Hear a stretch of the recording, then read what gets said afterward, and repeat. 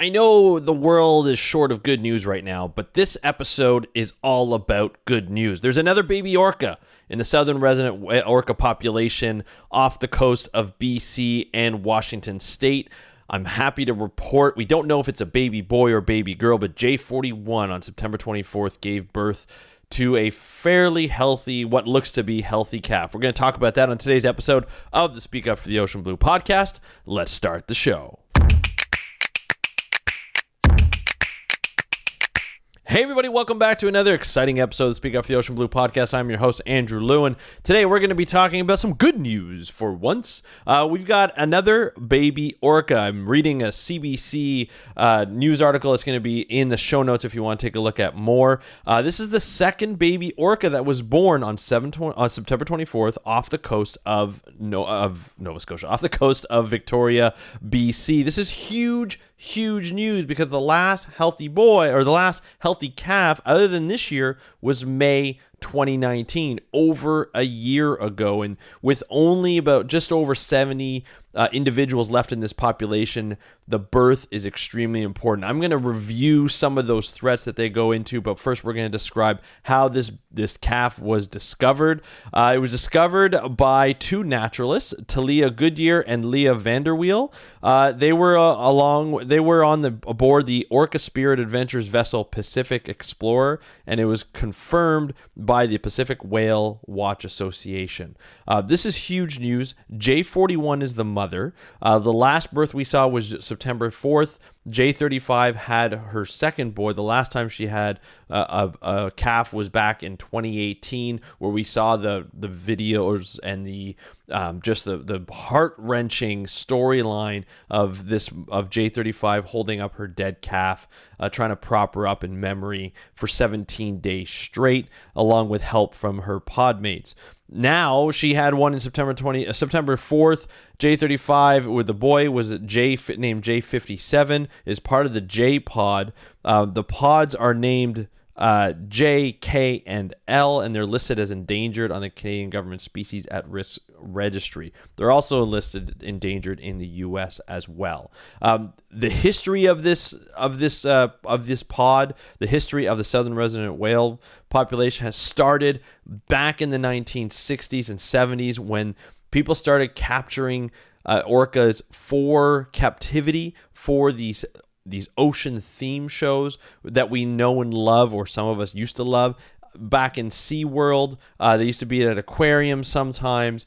With the movie Blackfish, it really put a worldwide focus on these theme parks that made these animals do tricks for treats. Basically, if they wanted to be fed properly, they would get fish as they did treats. They're not to say that their health wasn't first priority, but we know now that they are not built for captivity. They travel thousands and thousands of kilometers per day.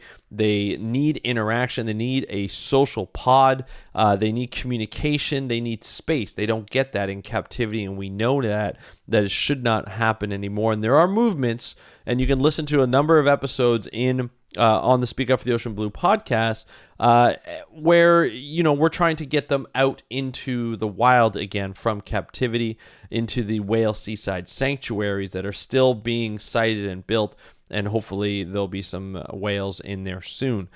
But that's just the beginning of it. After that, salmon populations started to dive. The Southern Resident Whale population are known only to eat a specific type of salmon, and they don't eat anything else. The transient whales that live in that area, that go up and down the coast, tend to eat other animals such as whales, such as sharks, lots of different fish, sea otters, sea lions, seals. They have a varied diet, so of course they're not as endangered. They're pretty much healthy populations because their diet is varied. So if one of those species that they eat goes endangered, just like the ones for the Southern Resident Whale population, orca population, then yeah, they'll be okay. But if it's not, then it's a big problem. So let's go into other things that have happened. The population is still going down because the fish population that they eat, the Chinook salmon, aren't coming back. Reasons why they're not coming back are varied, but the biggest one is the fact that their reproduction sort of tributaries, their rivers, are blocked off by dams. And even though there are fish ladders, it's not an easy way to get up. Some of these dams are not even in production, but the hydropower sort of, I guess, hydropower powers at hand won't take down some of the dams, even if they're not fully functioning. They think it's going to start a bad precedent of taking down dams to kind of bring back these fish populations. And that's a big contention because, Congress is on board with power. Everybody needs hydroelectric power. And it's all up and down the BC coast and Washington state coast.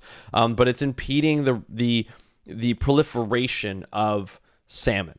And that's always going to be an impediment in the proliferation of these southern resident orca population. So in order to get this population going, we need to remove some of these dams. We need to open up some of these tributaries, some of these rivers and streams, so that these salmon can reproduce properly and their numbers can slowly build up. Of course, there's other things that are going on with these orcas because they're not getting fed properly. They're emaciated.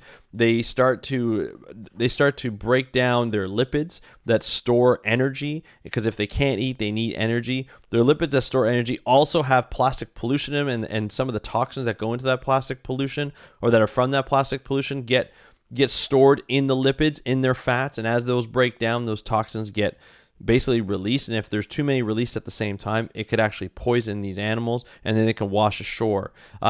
Ship strikes can happen, ship noise. Whale watching is huge along the BC coast and Washington state coast. If they get too close, that's a big problem. Some boats still get too close, and I think that now it's 200 meters in some spots where the whale watching boats have to stay away at least 200 meters. So there are a lot of restrictions involved in this, but it's a big problem on the West Coast, and it's something that we have to fix. And it has to be fixed, to be honest, politically. This is a problem that's also gone into sea lions along the West Coast, because what they're saying is the sea lions, the politicians, the hydropower people, and the fishermen are saying, hey, you know what? It's actually the sea lions that are taking away the fish. It's not the fishing. It's not the hydro dams. It's the sea lions, because they're the easiest ones to go after because they can't defend themselves, even though there are a lot of NGOs say that's ridiculous. There are a lot of biologists, even government biologists, say that's ridiculous, but the politicians are hooked on this notion that sea lions are impeding fish populations from getting healthier, because what they say is when the salmon wait to go up the fish ladders near the hydro dams, the sea lions come up there because that's the only place to get their food. Well, guess what? They're low on fish as well. They need to find a way to survive. That's the best way for them to survive, so they're going to find it. So now Congress in the States have opened up a seal call. And there's a lot of pressure in Canada to also open up a seal call, especially for Indigenous people. So this is something that's not going to go away. It's a problem that's not only for the orca population, but it's also for the sea lion population along the West Coast. And this is a huge problem that goes over a lot of different issues. There's Indigenous issues and challenges within that. There's also fishing issues that are involved in this. There's also, just sort of whale health that's involved in this. But with all this said and done, we've had 2 births. In the past year and a half, we've only had 3, but 2 in the last month is a sign of good. With all this 2020 going on, at least we're seeing some births of the southern resident population to increase that population. Unfortunately, we don't know the health of this. This article was released on September 25th, the day after this orca was seen. Apparently, the naturalists, Talia and Leah, found what is believed to be the first breath of this calf, this whale baby, if you will, which is kind of an exciting thing to see in person, as well as the other people who were on the boat that were whale watching. They were told that was probably the first breath. They did send photographs that they took to the professionals at Pacific Whale Watch Association, and they also got it verified by a lot of scientists. which is great. This is something that needs to be done. We need to make sure that this is a new orca, and there are a lot of pictures on the website that I'm going to share in the show notes, so I highly recommend that you see it. They're just beautiful. You see one of them is just a very simple mountains in the background, a very calm ocean, Pacific Ocean. You see the orca mom, the J41, out in front with her dorsal fin out, and then you see a little dorsal fin in the back, just a cute little calf swimming kind of beside and a little bit behind of his mother,